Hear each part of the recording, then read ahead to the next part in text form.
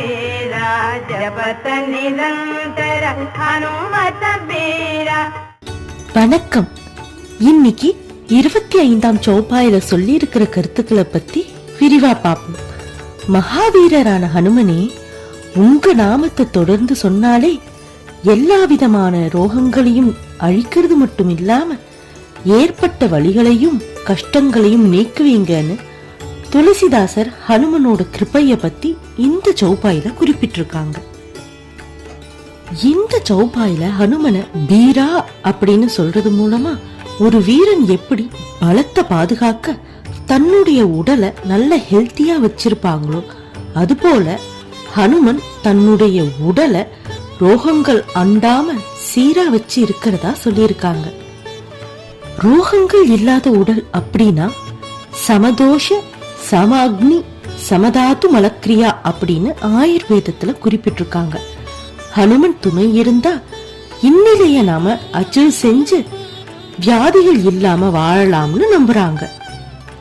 அது மட்டும் இல்லாம லக்ஷ்மணன் உயிரை காப்பாத்த சஞ்சீவனி மற்றும் மற்ற மூலிகைகளை துரோணகிரி மலையில இருந்து எடுத்து வந்த குறிப்புகள் மூலமா எப்படிப்பட்ட வலியோ அதனால ஏற்படுற கஷ்டங்களையும் ஹனுமன் மேல மாறாத நம்பிக்கை கொண்டிருந்தா அந்த துயர நிலை மாறத்துக்கான சூழ்நிலைக்கு வழிகாட்டுவாருன்னு சொல்றாங்க.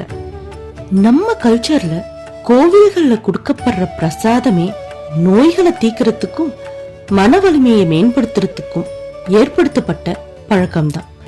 உதாரணத்துக்கு ஹனுமன் கோயில்ல கொடுக்கிற தீர்த்தத்துல துளசி, சந்தனம், தேன், வெற்றிலை, கற்பூரம், குங்குமப்பூ, ஏலக்காய் மற்றும் மூலிகை பூக்கள் சேர்த்துதான் ப்ரிப்பேர் செய்யறாங்க. இவை ஒவ்வொன்றுக்கும் யுனிக்கான மருத்துவ குணம் இருக்கிறதுனால நம்ம உடல்ல இருக்கிற நோய்களை போக்க உதவி செய்யுது. அது மட்டும் இல்ல, ஹனுமன் கோயில்ல கொடுக்கிற பிரசாதத்துல பருப்பு, எல் மற்றும் வெண்ணெய் இருக்கிறத நம்ம பார்க்க முடியுது. அது நம்ம உடலுக்கு தேவையான புரத மற்றும் கொழுப்பு சத்தை கொடுத்து நம்ம உடலை ஆரோக்கியமா வச்சுக்க உதவுது. ஹனுமன் ஒரு வீரர் மட்டும் இல்ல, அவர் ஒரு சிறந்த யோகியும் கூட.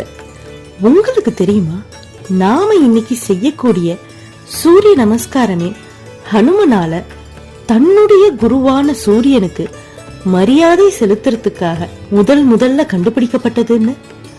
சூரிய நமஸ்காரம் செய்யறதின் மூலமா நமக்கு கிடைக்கிற ஹெல்த் பெனிஃபிட்ஸ் பத்தி எல்லாருக்கும் தெரிஞ்சிருக்கும். ஆனா அத பத்தி சிம்பிளா சொல்லணும்னா, நம்ம உடல்ல இருக்கிற 72,000 நாடிகளையும் தூண்டி பிராண ஓட்டத்தை ரெகுலேட் செய்யுது.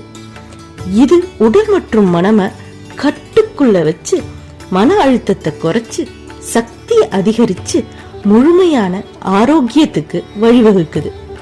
பதட்டமும் பயமும் இல்லாத அமைதியான மனநிலை இருந்தா சைக்கோசோமேட்டிக் டிசார்டர்ஸா சொல்லப்படுற தூக்கமின்மை, அலர்ஜி, ஆஸ்துமா, பிபி, அஜீரண கோளாறு மற்றும் தோல் சம்பந்தப்பட்ட வியாதிகள் வர்றதுல இருந்து தவிர்க்கலாம் அப்படின்னு மாடர்ன் டே மெடிசின்ல கூட அறிவுறுத்துறாங்க.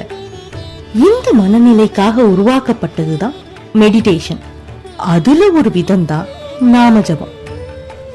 கடவுளோட பேரை தொடர்ந்து உச்சரிக்கிறனால தேவையில்லாத சிந்தனையை தவிர்த்து நம்ம போக்கஸை இன்க்ரீஸ் செஞ்சு பல நோய்கள்ல இருந்து நம்மள காக்கிற பழக்கமா பண்டைய காலத்துல இந்த மெடிடேஷன் இருந்து வந்தது. இப்படிப்பட்ட மகிமை வாய்ந்த நாமஜபத்தோட முக்கியத்துவத்தை உணர்த்துற விதமா இந்த சௌபாயை அமைச்சிருக்காரு நம்ம துளசிதாசர். சரி, இப்போ இந்த ஸ்லோகத்தோட ஆர்டர் வைஸ் மீனிங்க ஒரு தடவை பார்த்துடலாம். நாசை ரோகங்களை அதாவது நோய்களை அழிச்சு ஹரை சப பீரா வலி மற்றும் கஷ்டங்களை அகற்றாரு. எப்போ? ஜபத் நிரந்தர தொடர்ந்து இடைவிடாம நாமஜபத்தை சொல்லும் போது. யாரோட நாமஜபம்? ஹனுமத பீரா, மகாவீரரான ஹனுமனோட நாமஜபம் அப்படின்னு ஹனுமன் மீதான நம்பிக்கையின் சிறப்பை பத்தி துளசிதாசர் இந்த சௌபாயில குறிப்பிட்டிருக்காரு. நன்றி.